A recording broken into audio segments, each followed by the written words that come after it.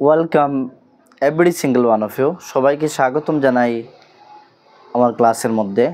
আজকে আমরা কিন্তু থার্ড ক্লাস করতে যাচ্ছি। মর্নিংয়ে একটি ক্লাস হয়েছে, ইভিনিংয়ে একটি হয়েছে, আর প্রেজেন্ট সময়ে একটি ক্লাস হচ্ছে।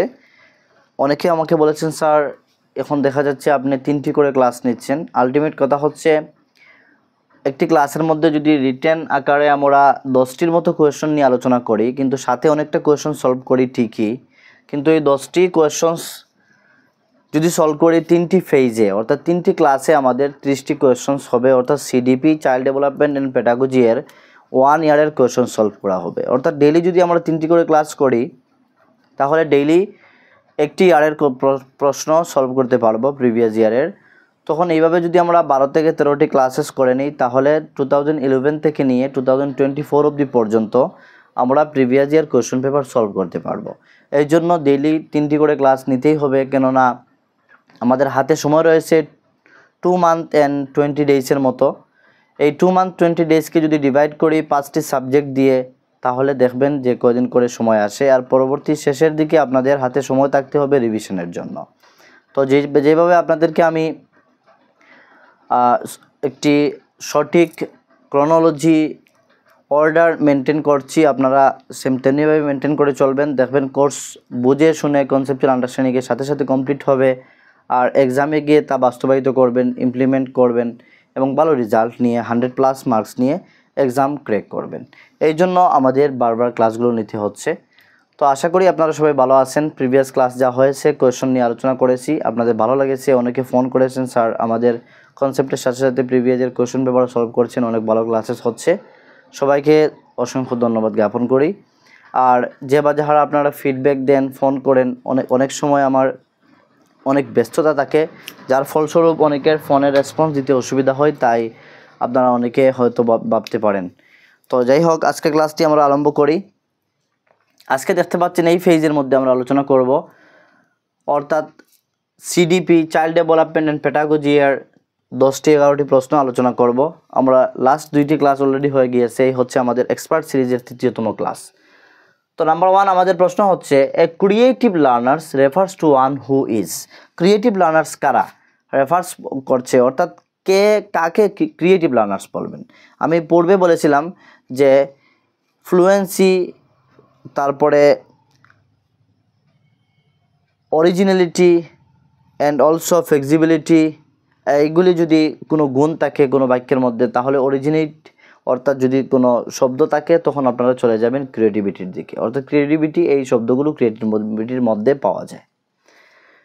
তো পার্টিকুলারলি আমাদেরকে প্রশ্ন করছে, creative learners refers to one who is. K creative learners হবে? আনসার দেখি যদি আমরা দেখব, good at literal thinking and problem solving. এই জায়গায় দেখেন প্রবলেম সলভিংয়ে কিন্তু রিলেটেড টু কি, তার অরিজিনেটির সাথে সম্পর্কযুক্ত। প্রবলেম যখন সলভ করা হবে তখন কি হবে, যে কোনো একটি প্রবলেম সলভ করার ক্ষেত্রে ডিসকাশন করে যখন অরিজিনেট অর্থাৎ ক্রিয়েটিভিটি ইউজ করা হবে তখন প্রবলেমটি সলভ হবে সঠিকভাবে। আর যদি কেউ আপনাকে এক্সটার্নালি হেল্প করে তাহলে প্রবলেম সলভ ওর দ্বারাই হলো। যখন আমরা নিজে থেকে কোনো একটি প্রবলেম সলভ করতে যাব তখন আমাদের মাইন্ডে অনেক ধরনের থিঙ্কিং আছে, ডাইভার্জেন্ট থিঙ্কিং আসতে পারে। তো এই divergent thinking and problem solving related to creativity, মনে রাখবেন কথাটি। কেননা আমরা দেখেছিলাম জেপি গোলফোর্ড উনি দিয়েছিলেন divergent and convergent thinking and divergent thinking related to creativity. পূর্বে আলোচনা করেছিলাম, ফার্স্ট ক্লাসের মধ্যে মেবি এই প্রশ্নটি এসেছিল, আলোচনা করেছিলাম। তারপর সেকেন্ড প্রশ্ন হচ্ছে আমাদের, every learner is unique means that. প্রত্যেক লার্নার, অর্থাৎ এই জায়গায় শিশুর কথা বলা হচ্ছে। প্রত্যেকটি শিশু, যখন আপনারা প্রাইমারি স্কুলে যাবেন, যখন এমইতে যাবেন, 8 অবধি পর্যন্ত তাদেরকে কি ধরা হয়? শিশু ধরা হয়, WHO মতে, ওয়ার্ল্ড হেলথ অর্গানাইজেশনের মতে। তো এই প্রত্যেকটি শিশু ইউনিক, প্রত্যেকটি শিশুর আলাদা আলাদা সেন্স রয়েছে, আলাদা আলাদা ক্যাপাবিলিটি, ক্যাপাসিটি, টেন্ডেন্সি, কোয়ালিটি, সব কিছু রয়েছে, ট্যালেন্ট রয়েছে। কেন ইউনিক হয়? অর্থাৎ আমরা যদি দেখি প্রত্যেকটি শিশু তাদের কি ইউনিক হতে পারে, ইন্টারেস্ট সমান নাও হতে পারে, তাদের আলাদা আলাদা মনের ভাব হতে পারে, তাদের দুইজনের আলাদা আলাদা মাইন্ডের সেট আপ আলাদা হতে পারে। এগুলি হচ্ছে তাদের রেট অফ ডেভেলপমেন্টের উপরে ডিপেন্ড করে। মনে করেন একটি শিশু যদি আমেরিকার মতো কান্ট্রির মতো বড় হয়, আর একটি শিশু যদি ভারতের মতো একটি গ্রামীণ এলাকায় বড় হয়, তাহলে ওই শিশুর মধ্যে ডিফারেন্ট থাকবে। সেম তেমনি করে একটি গরম জায়গায় যদি একটি শিশু, রাজস্থানের একটি শিশু, তাদের ড্রেস আপ, তাদের চলাফেরা, কথাবার্তা, আর ঠান্ডা জায়গার একটি শিশুর ড্রেস আপ, চলাফেরা, কথাবার্তা বিলকুল ডিফারেন্স থাকবে। আলটিমেট কথা হচ্ছে তাকে আমরা রেট অফ ডেভেলপমেন্ট বলি। একটি শিশুর যে ডেভেলপমেন্টের রেট হচ্ছে তার উপর ডিপেন্ড করে ডিফারেন্সিয়েট আসে। আর রেতাস বলে একজন থিওরিস্ট রয়েছেন, উনি বলেছেন যে এই যে ভেরিয়েশন রয়েছে, ডিফারেন্স রয়েছে, তা আমাদের জীবনকে কালারফুল করে তোলে। এই কথাটি মনে রাখবেন। তো যাই হোক, আমরা এই জায়গায় যা আলোচনা করলাম, every learners is unique means that no two, কীভাবে ইউনিক, এর অর্থ কী? এভরি লার্নার ইজ ইউনিক, এই কথার অর্থ কী? মিনস হচ্ছে no two learners are like, এক সমান নয়, দুইজন লার্নার এক সমান হবে না, তাদের মাইন্ড ডিফারেন্স হবে, তাদের থিঙ্কিং ক্ষমতা ডিফারেন্স হবে, তাদের ব্যাকগ্রাউন্ড ডিফারেন্স হবে, তাদের কালচার ডিফারেন্স হবে, অনেক ধরনের ডিফারেন্স হতে পারে ইন দেয়ার। আর এই জায়গাতে কি বলছে? In their ability, interest and talent. প্রত্যেক বাচ্চার এবিলিটি আলাদা আলাদা হবে, তাদের ইন্টারেস্ট আলাদা আলাদা হবে। কেউ খেলতে ভালোবাসে, কেউ পড়তে ভালোবাসবে, কেউ খেলে খেলে পড়তে ভালোবাসবে, এই ধরনের ডিফারেন্স হবে। আর তারপর হচ্ছে ট্যালেন্টও তাদের আলাদা হবে। তো আশা করি আপনারা এই জায়গায় এই কথাটুকু বুঝেছেন। তারপর যদি আমরা সামনের দিকে অগ্রসর হই, দেখি নেক্সট এক্সাম্পল কি আমাদের রয়েছে। Development of concepts is primarily a part of. এখন কনসেপ্ট, যদি ডেভেলপমেন্ট অফ কনসেপ্ট বলবেন, স্যার আপনি তো কখনো ডেভেলপমেন্ট অফ কনসেপ্ট নিয়ে আলোচনা করলেন না। কনসেপ্ট নিয়ে যদিও আলোচনা করিনি, কিন্তু কনসেপ্ট যা আলোচনা করেছিলাম, ডেভেলপমেন্টের যে আমরা দেখেছি 3 ধরনের development: physical development, cognitive development, socio emotional development. এখন আমাকে বলেন, এই কনসেপ্টটা আমাদের ফিজিক্যালের সাথে সম্পর্ক, না সোশিও ইমোশনাল সাথে সম্পর্ক, না কগনিটিভের সাথে সম্পর্ক?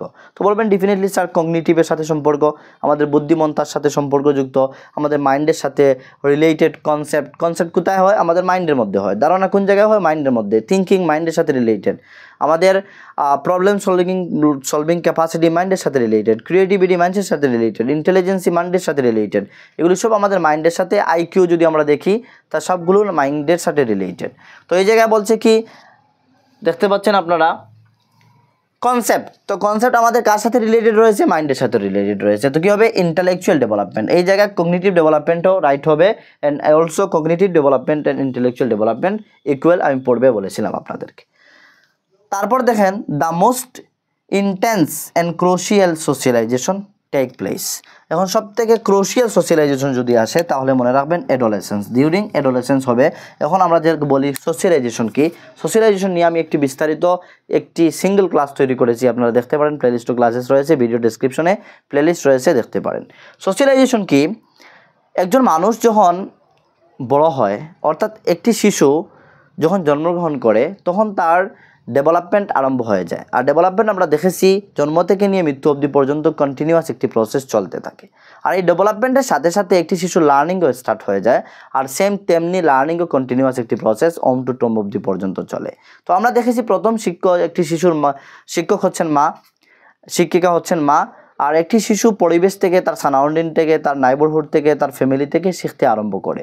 এই জন্য আমরা একটি কথা রয়েছে যে আমরা পার্টিকুলার একটি পরিবেশে জন্মগ্রহণ করি, পরিবেশ থেকে আমরা শিখি, পরিবেশ থেকে আমরা প্রভাবিত হই, পরিবেশকে প্রভাবিত করি। এইভাবে অনেকটি শব্দ রয়েছে। তো এই কথা থেকে আমরা এই কথা বুঝলাম যে ক্রুশিয়াল সোশ্যালাইজেশন হচ্ছে সমাজের মধ্যে যে নিয়ম, রুলস, নীতিগুলি, যে কোনো একটি পার্টিকুলার সমাজের মধ্যে আমাকে বসবাস করতে হলে এই সমাজের নিয়ম নীতিগুলোকে অ্যাডাপশন করার নাম হচ্ছে সোশ্যালাইজেশন। আমরা যখন একজন মানুষকে সোশ্যালাইজ বলবো, তখন সমাজের পার্ট হবে। আর তখনও সমাজের পার্ট হবে যখন সমাজকে সঙ্গে নিয়ে সুষ্ঠুভাবে সমাজের সব নিয়ম, রুলস, নীতিগুলো অ্যাডাপশন করে মেনে চলবে, তখন আমরা তাকে একজন পারফেক্ট সোশ্যালাইজড পারসন বলতে পারি। সব কিন্তু সোশ্যালাইজড পারসন হয় না। আর এই জায়গায় সোশ্যালাইজেশন মিনস হচ্ছে যে সমাজের রুল, নিয়ম, প্রত্যেকটি পার্টিকুলার সোসাইটি রয়েছে, পার্টিকুলার সোসাইটির মধ্যে পার্টিকুলার রুলস রয়েছে, পার্টিকুলার নিয়মস রয়েছে, এই নিয়মগুলো অ্যাডাপশন করাই হচ্ছে সোশ্যালাইজেশন। আর আমি পূর্বে বলে দিয়েছি the most intense crucial socialisation যদি বলে, ক্রুশিয়াল যদি শব্দটি আসে, মনে রাখবেন এদিকে কনফিউশন ক্রিয়েট হয়। যদি ক্রুশিয়াল সোশ্যালাইজেশন বলে, তা হবে ডিউরিং অ্যাডোলেসেন্সের সময় সবথেকে ভালো, সবথেকে টপ মোস্ট লেভেলের সোশ্যালাইজেশন হয়ে থাকে অ্যাডোলেসেন্সের মধ্যে, অর্থাৎ কৈশোরকালের মধ্যে। আর যদি বলে সোশ্যালাইজেশন কখন থেকে আরম্ভ হয়, মনে রাখবেন আর্লি চাইল্ডহুড থেকে একটি শিশুর সোশ্যালাইজেশন আরম্ভ হয়। আর আর্লি চাইল্ডহুডের মধ্যে সবথেকে দ্রুত সোশ্যালাইজেশন একটি শিশুর হয়, কেননা এই আর্লি চাইল্ডহুডের মধ্যে স্কুলের প্রি স্কুলে যাকে বলা হয়, অর্থাৎ কংক্রিট অপারেশনের পূর্বে আমরা আলোচনা করব, যখন কোয়েশন আসবে কোয়েশনের এগেনস্টে আলোচনা করব, কোয়েশন রিলেটেড যদি পয়েন্ট আসে আলোচনা করব। আপনারা যারা প্রিভিয়াস ক্লাসে দেখেননি, আমি পূর্বে বলে দিচ্ছি, আপনারা এই ক্লাসগুলো কোয়েশন ডিসকাশনের ক্লাসগুলো দেখার পূর্বে প্লেলিস্টে গিয়ে যে কনসেপচুয়াল ক্লাসেস রয়েছে, অনলি 11টি ক্লাস রয়েছে, আপনারা 1-2বার দেখলেই কমপ্লিট হয়ে যাবে। এগুলি কমপ্লিট করে নেবেন, তখন বিলকুল প্রশ্নর সাথে সাথে কনসেপ্ট প্রশ্ন সবটুকু একসাথে আলোচনা করে করে আমরা কমপ্লিট করব, কনসেপ্টও ক্লিয়ার হবে আর আপনারা এক্সামের জন্য প্রস্তুতি হয়ে যাবে।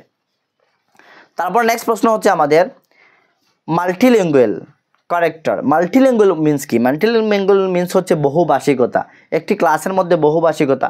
মাল্টিলিঙ্গুয়াল ক্যারেক্টার অফ ইন্ডিয়ান সোসাইটির মধ্যে যে মাল্টিলিঙ্গুয়াল ক্যারেক্টার রয়েছে শুড বি সিন অ্যাজ, তাকে কিভাবে দেখা উচিত? অপশনের মধ্যে তাকে হিন্ড্রেন্স, নাকি একটি প্রবলেমেটিক সিচুয়েশন ক্রিয়েট করে, নাকি বাধা সৃষ্টি করে, অনেকটা রয়েছে। তা হচ্ছে আসলে আমরা দেখেছি মাল্টিলিঙ্গুয়াল দ্বারা একটি শিশুর ডেভেলপমেন্ট হয়। কি ডেভেলপমেন্ট হয়? যদি একটি ক্লাসরুম দিয়ে যদি আমি এক্সাম্পল দিই, ক্লাসরুমের মধ্যে যদি ভেরিয়াস সোসাইটি থেকে বিভিন্ন শিশুরা যদি বিলং করে, তাহলে একটি ক্লাসরুমে যখন আসবে, এই ক্লাসরুমে যখন কথাবার্তা করবে, তখন তাদের ল্যাঙ্গুয়েজ ডেভেলপমেন্ট হবে। তাদের 3 ল্যাঙ্গুয়েজ ফর্মুলা, যে কাটারি কমিশন, দৌলত সিং কাটারি চেয়ারম্যান ছিলেন 1964 to 66 এসেছিল, এই কাটারি কমিশনে যে 3 ল্যাঙ্গুয়েজ ফর্মুলা দিয়েছিল, এই 3 ল্যাঙ্গুয়েজ ফর্মুলার মতে যদি মাল্টিলিঙ্গুয়াল ক্লাসরুমের মধ্যে ব্যবহার করা হয়, তাহলে শিশুদের লার্নিং ইনরিচমেন্ট হবে। তো আশা কি আমাদের আনসার কি হচ্ছে? মাল্টিলিঙ্গুয়াল হচ্ছে resource for enrichment of school লাইফের জন্য একটি এনরিচমেন্ট, অর্থাৎ সমৃদ্ধ একটি পরিবেশ, আর একটি রিসোর্স ধরা হবে মাল্টিলিঙ্গুয়ালিজম বা মাল্টিলিঙ্গুয়ালকে বা 3 ল্যাঙ্গুয়েজ বা বহুভাষিকতা যা ক্লাসরুমের মধ্যে ব্যবহার করা হয়। তারপর নেক্সট আমরা এক্সাম্পল দেখি, ক্রিয়েটিভ আনসার রিকোয়ার। দেখেন ক্রিয়েটিভিটি থেকে কত ধরনের প্রশ্ন তৈরি হতে পারে। এই জায়গায় আমাদেরকে প্রশ্ন করছে যে ক্রিয়েটিভ আনসারের মধ্যে কি হওয়া উচিত, কি রিকোয়ার, কি চায়। ক্রিয়েটিভ আনসার কখন আমরা বলবো? ক্রিয়েটিভ আনসারের মধ্যে কি কি রয়েছে দেখেন। আনসার কি? Open ended question. পূর্বে কিন্তু আলোচনা করা হয়ে গিয়েছে, এই প্রশ্নের আনসার আপনারা দিতে পারবেন 100%। বলবেন স্যার কীভাবে? যে আমরা আলোচনা করেছিলাম জেপি গোলফোর্ড, উনি দিয়েছিলেন ডাইভারজেন্ট কনভার্জেন্ট থিঙ্কিং, আর বলেছিলাম যে divergent thinking related to creativity. আর ডাইভারজেন্ট থিঙ্কিংয়ের আমরা বৈশিষ্ট্য দেখেছিলাম যে ওপেন এন্ডেড কোয়েশন। তো অপশন দিচ্ছে কি আমাদেরকে? ওপেন এন্ডেড কোয়েশন, অর্থাৎ ওপেন এন্ডেড কোয়েশন হবে ক্রিয়েটিভ হতে, যে কোয়েশনের আনসারটি ক্রিয়েটিভ হবে তা ওপেন এন্ডেড হবে। তারপর কি হবে? তা মাল্টিপল সলিউশন থাকবে, তা আউট অফ দ্য বক্স থাকবে, তারপরে সে সাবজেক্টিভ হবে। এই সবটুকু হচ্ছে ক্রিয়েটিভ আনসারের বৈশিষ্ট্য, মনে রাখবেন। তারপর আমরা নেক্সট দেখি, individual learners differ from each other. একদম ভেরি ভেরি ইজি। আমি যদি এই ধরনের প্রশ্নগুলো আপনাদেরকে বলি, আপনারা 100% আনসারিং করতে পারবেন যে ইন্ডিভিজুয়াল ডিফারেন্স কেন হয়। মানুষের রেট অফ ডেভেলপমেন্ট, পূর্বে বলেছি, এই জায়গায় আলোচনা করেছি যে রেট অফ ডেভেলপমেন্টের ফলে ইন্ডিভিজুয়াল ডিফারেন্সেস হয়।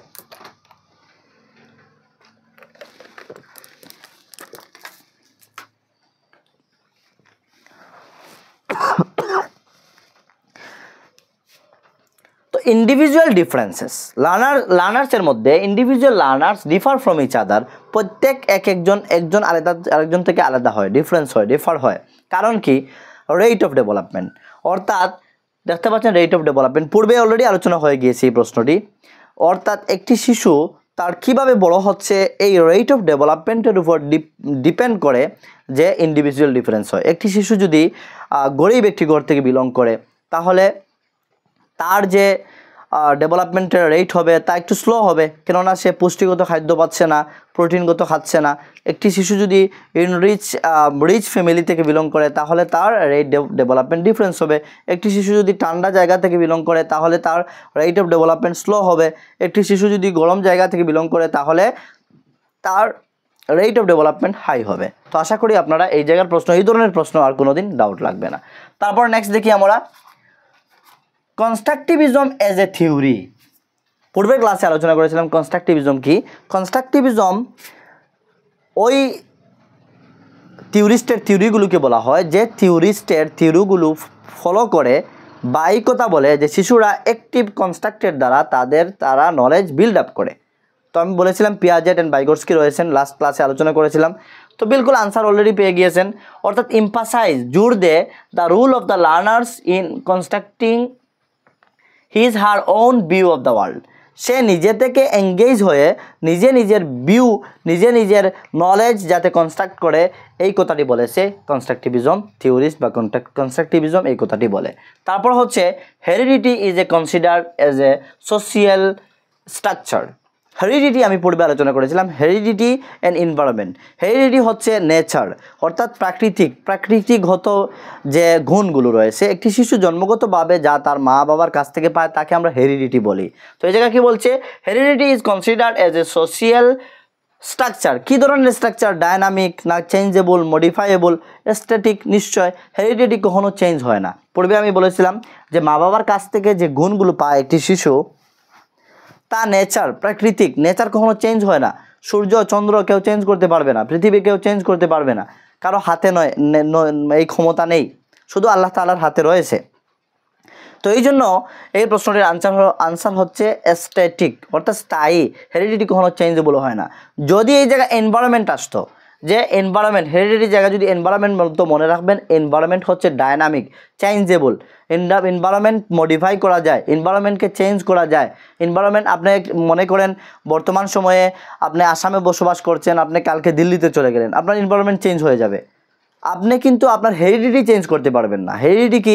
আপনি জন্মগত মনে করেন ব্লাড গ্রুপ আপনার ও পজিটিভ পেয়ে গিয়েছেন, আপনি কি এ পজিটিভ করে নেবেন? করতে পারবেন না, চেঞ্জ হবে না। আপনি জন্মগত আপনার চোখের কালার এক ধরনের পেয়েছেন, আপনি কি করতে পারবেন না? চেঞ্জ করতে পারবেন না। হ্যাঁ, লেন্স ইউজ করে অন্যরকম কালার দেখাতে পারবেন, কিন্তু তা স্থায়ীভাবে চেঞ্জ করতে পারবেন না। এই হচ্ছে হেরিডিটির বৈশিষ্ট্য। তারপরে আমরা দেখি helping learners recapitulate or recall. Recapitulate means হচ্ছে পুনরাবৃত্তি করা। What they have already learned is important because, যে লার্নার্সরা যা শিখেছে তাকে পুনরাবৃত্তি করা, তাদের নতুন নলেজের সাথে সম্পর্ক করা। কারণ কি? আমরা দেখেছি E.L. থর্নডাইক অর্থাৎ এডওয়ার্ড লি থর্নডাইক উনি দিয়েছেন ট্রান্সফার অফ লার্নিং। মনে রাখবেন, যখন যে পয়েন্ট আসবে ওই পয়েন্টে আলোচনা করব। ট্রান্সফার অফ লার্নিং, উনি 4 ধরনের ট্রান্সফার অফ লার্নিং দিয়েছেন। নাম্বার 1 হচ্ছে zero transfer of learning. Zero transfer of learning কাকে বলে? যদি পূর্বের নলেজ নতুন নলেজ অর্জন করতে কোনো ধরনের সাহায্য করে না, তখন তাকে বলা হয় জিরো ট্রান্সফার অফ লার্নিং। তারপর হচ্ছে পজিটিভ ট্রান্সফার অফ লার্নিং। যদি পূর্বের নলেজ নতুন নলেজ অর্জন করতে, নতুন কোনো একটু বিষয়বস্তু অর্জন করতে সাহায্য করে কিছুটা, তখন তাকে আমরা বলি পজিটিভ ট্রান্সফার অফ লার্নিং। তারপর হচ্ছে নেগেটিভ ট্রান্সফার অফ লার্নিং। যদি পূর্বের নলেজ নতুন কোনো নলেজকে অর্জন করতে গেলে কি করে? বাধাগ্রস্ত করে, ক্ষতি করে, তাকে আমরা বলবো নেগেটিভ ট্রান্সফার অফ লার্নিং। আর সর্বশেষ হচ্ছে absolute transfer of learning. E.L. Thorndike দিয়েছেন এই 4টি। অ্যাবসুলেট ট্রান্সফার অফ লার্নিং হচ্ছে যা পূর্বের নলেজ রয়েছে তা সম্পূর্ণ পূর্বের নলেজ নতুন নলেজকে গেদার করতে সাহায্য করছে, তা হচ্ছে অ্যাবসুলেট ট্রান্সফার অফ লার্নিং। তো এই জায়গায় দেখতে পাচ্ছেন, যদি লার্নার্সের রিক্যাপিচুলেট করা হয়, রিকল করা হয়, তাদের পূর্বের নলেজগুলোকে লিঙ্ক করা হয়। কেন করা হয়? ইম্পর্টেন্ট, গুরুত্বপূর্ণ। বিকজ, কারণ হচ্ছে relating new information to prior means হচ্ছে প্রিভিয়াস নলেজ ইনহ্যান্স লার্নিংকে কী করে? লার্নিংকে বৃদ্ধি করে, লার্নিংকে অগ্রাধিকার দেয়, সামনের দিকে নিয়ে যায়। অর্থাৎ যদি পূর্বের নলেজকে, নলেজকে আপনি নতুন নলেজের সাথে সংযুক্ত করে শেখান, তাহলে শিশুটি খুব কম সময় শিখতে পারবে এবং তার লার্নিং কী হবে? আরও সমৃদ্ধশালী হবে, তার অগ্রাধিকার পাবে এবং তার লার্নিংয়ের মধ্যে বৃদ্ধি আসবে। তারপর নেক্সট আমাদের সর্বশেষ এক্সাম্পল হচ্ছে আজকের কোয়েশন ডায়াগনোসিস থেকে প্রথমে আমাদের ডায়াগনোস কি জানতে হবে। Of the gaps in the learning of students should be followed by. Diagnose কি প্রথমে জানতে হবে। যখন একজন শিক্ষক টিচিং করবেন, আমি 2-1 মিনিটের মধ্যে এক্সপ্লেন করছি, ভালো করে বুঝবেন। ব্যাকগ্রাউন্ড আমি টেনে আনছি যাতে ভালো করে বুঝতে পারেন। টিচিং করার পর উনি দেখলেন ওনার ক্লাসের মধ্যে অনেকটা শিশু কি করছে, ওনার ক্লাসটি বুঝছে না। তখন তিনি কি করলেন? টিচিংয়ের রিটিচিং করলেন, রিপ্ল্যান করলেন, পেডাগজি চেঞ্জ করলেন, করে আবার টিচ করলেন। তারপরেও দেখা যাচ্ছে শিশুটির সম্পূর্ণ ক্লাস বুঝছে না বা হোমওয়ার্ক দিলে কমপ্লিট করতে পারছে না। তখন তাকে টেস্ট নেওয়া হয়, এক ধরনের টেস্ট নেওয়া হয়। এই টেস্টকে বলা হয় ডায়াগনস্টিক টেস্ট। অর্থাৎ ডায়াগনোস মিন্স হচ্ছে কি, ডায়াগনোস আমরা জানি বর্তমানে যে আমাদের অনেক রোগ হলে আমাদের ডাক্তার প্রেসক্রাইব করে যে ব্লাড টেস্ট করবে, SGOT, SGPT বিভিন্ন টেস্ট রয়েছে, আপনি হোল অ্যাবডোমেন করবেন, অনেক কিছু টেস্ট দিয়ে দেয়। তো আমরা কোন জায়গায় যাই? ডায়াগনস্টিক সেন্টারে যাই। ডায়াগনোস শব্দের অর্থ কি? ডায়াগনোস শব্দের অর্থ হচ্ছে কারণ অনুসন্ধান করা। অর্থাৎ আপনার কেন বেমার হচ্ছে, কেন আপনার এই অসুখ দেখা দিচ্ছে, কেন এই অসুবিধাটা হয়, এই অসুবিধাটি জানার জন্য টেস্টটি করানো হয়। ঠিক হচ্ছে, এই জন্য বলা হয় ডায়াগনস্টিক সেন্টার। ডায়াগনোস কারণ অনুসন্ধান করা। তো একটি শিশু যখন বারবার ক্লাসের মধ্যে ফেইলার হচ্ছে, হোমওয়ার্ক করতে পারছে না, তখন শিক্ষক কী করলেন? তাকে টেস্ট নিলেন তার কারণ বোঝার জন্য, যে শিশুটি কেন পড়াশোনা করতে পারছে না, হোমওয়ার্ক কমপ্লিট করতে পারছে না। এই যে টেস্ট নিলেন, ওই টেস্টকে বলা হয় ডায়াগনস্টিক টেস্ট। তো এই জায়গায় কী বলছে? Diagnosis of the gaps diagnose করার পর যে টিচিং দেওয়া হয় তাকে রেমিডি বলা হয়। রিটিচিং বা রেমিডিয়াল টিচিং তাকে বলা হয়। অর্থাৎ diagnosis gap in the learning of student should be followed কী হবে? ডায়াগনোস করা হয়ে গেল, ডায়াগনস্টিক টেস্ট হয়ে গেল, তার গ্যাপগুলো ফাইন্ড আউট করা হলো, তার গ্যাপ দেখা যাচ্ছে, এই জায়গায় গ্যাপ দেখতে পাচ্ছেন আপনারা, গ্যাপ পেয়ে গেলেন, তার মাইনাস পয়েন্ট, উইক সাইড পেয়ে গেলেন। এখন কী করবেন? আপনি রিমিডিয়াল টিচিং করবেন। আনসার আমাদের কি রয়েছে? Appropriate remedial measure. Appropriate remedial teaching হতে পারে, অথবা ডাইরেক্টলি রিমিডিয়াল টিচিং বলতে পারে, অথবা বলতে পারে রিমিডিয়াল রিকভারও বলতে পারে। অনেক কিছু শব্দ এই জায়গায় ইউজ করতে পারে। তো মেন বিষয়বস্তু হচ্ছে আমাদের যদি ডায়াগনস্টিক টেস্টটি বুঝি কেন নেওয়া হয়, তারপরে এর ফলস্বরূপ কী দেওয়া হয়। ডায়াগনস্টিক টেস্ট নেওয়া হয় কারণ অনুসন্ধান করার জন্য। ডায়াগনোস মিন্স হচ্ছে কারণ অনুসন্ধান করা। শিশু কেন পড়াশোনার মধ্যে উইক, এই কারণ জানার জন্য। যখন কারণ জানা হলো, গ্যাপ ফাইন্ড আউট করা হলো, তখন গ্যাপটি মেক আপ করার জন্য, পূর্ণ করার জন্য তাকে রিমিডিয়াল টিচিং দেওয়া হয়, তাকে বলা হয় রিমিডিয়াল টিচিং। তো আশা করি আপনারা এই যে 10টি আমরা প্রশ্ন নিয়ে আলোচনা করলাম, সাথে অনেকগুলো প্রশ্ন আমরা অ্যালটারনেট প্রশ্ন হিসাবে যুক্ত করে শিখলাম, কনসেপ্ট ক্লিয়ার করলাম। বিলকুল আপনাদের কনসেপ্ট ক্লিয়ার হয়ে গিয়েছে। আশা করি ক্লাসটি আপনাদের ভালো লাগবে। যদি ভালো লাগে সবাই একটি করে লাইক করবেন, একটি করে কমেন্ট করবেন, সবাইকে বলবো। এবং যদি নতুন এসে থাকেন আপনারা সবাই সাবস্ক্রাইব করবেন, কেননা যখন ক্লাস আপলোড করব সঙ্গে সঙ্গে পেয়ে যাবেন। আর দ্বিতীয়ত অনেক রয়েছেন আপনাদের মধ্যে থেকে আমাকে ফোন করেন, অনেক সময় হোয়াটসঅ্যাপ করেন যে স্যার আমরা নতুন পেয়েছি, পূর্বে পাইনি, যদি পেয়ে যেতাম তাহলে অনেক উপকৃত হতাম। তাই আপনাদের সবাইকে বলবো আপনারা আপনাদের friend circle, social media and also relative যারা কম্পিটিটিভ ফিল্ডের মধ্যে পড়াশোনা করছেন, পার্টিকুলারলি সিটেটের এক্সাম দিতে যাবেন, আপনারা ওনাদেরকে শেয়ার করবেন। কেননা বাংলা ভাষায় সিটেটের পেডাগজি এখন অবধি পর্যন্ত কেউ পড়ায়নি অনলাইনের মধ্যে, ফার্স্ট টাইম আমি পড়াচ্ছি। তো আপনারা যদি সিডিপি পেডাগজি অর্থাৎ 90 মার্কস পেডাগজি থেকে প্রত্যেক সাবজেক্টের 50 মার্কস পেডাগজি রয়েছে, আর পার্টিকুলারলি সিডিপি তো 30 মার্কস রয়েছে, শুধু পেডাগজি বুঝে যান তাহলে 100% আপনাদের সিটেট ক্লিয়ার হয়ে যাবে। আর যেভাবে আমি আলোচনা করছি আপনাদের সাথে প্রিভিয়াস ইয়ার কোশ্চেন পেপার থেকে ডাইরেক্টলি অথেন্টিক রিসোর্স হিসাবে আলোচনা করছি। আর আমি বলছি বারবার যে আর 80-85% কমন আপনারা এক্সামে পেয়ে যাবেন। 100+ মার্ক নিয়ে 100% আপনারা কী করবেন? এক্সাম পাস করতে পারবেন। তো আপনারা এইভাবে সবাইকে শেয়ার করে সুযোগ সুবিধা প্রদান করে দেবেন, যাতে আপনার দ্বারা যদি একজন মানুষ উপকৃত হয়, আজ নয় কাল আপনাকে স্মরণ করবে। Thank you so much for watching.